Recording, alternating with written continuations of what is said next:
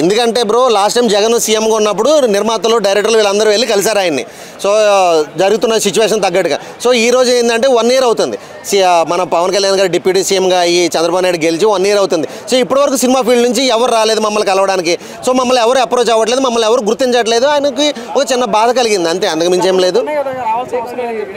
అదే సో అప్పుడు ఆయన కలిశారు, ఇప్పుడు మమ్మల్ని ఎవరు కలవట్లేదని ఆయనలో ఒక బాధ కలిగింది. సో దాన్ని ఒక గిల్టీ ఫీలింగ్ అనుకో, ఏదన్నా అనుకో. సో ఆయనకి ఆ ఫీలింగ్ వల్ల ఆయన కలవాలి అని చెప్పేసి అన్నారు. ఇంకో విషయం ఏంటంటే ఒక సినిమా తీయాలంటే నిర్మాతలు కానీ డైరెక్టర్లు కానీ వాళ్ళు పడే కష్టాలు అంత కష్టాలు కాదు. సో అన్ని కష్టాలు పడుతున్నప్పుడు ఈయన వచ్చి మళ్ళీ అంటే గవర్నమెంట్ వచ్చి చంద్రబాబు నాయుడు గారు కానీ ఈయన కానీ కలిసి మేము ఒక సినిమా తీద్దాం అనుకుంటున్నాం, లేదంటే మా సినిమా వాళ్ళకి ఇది అని చెప్పేసి అని కలవాలి అంటాం కరెక్ట్ కాదు. సో దానికోసం వాళ్ళని ఇబ్బంది పెడతాం కూడా కరెక్ట్ కాదు.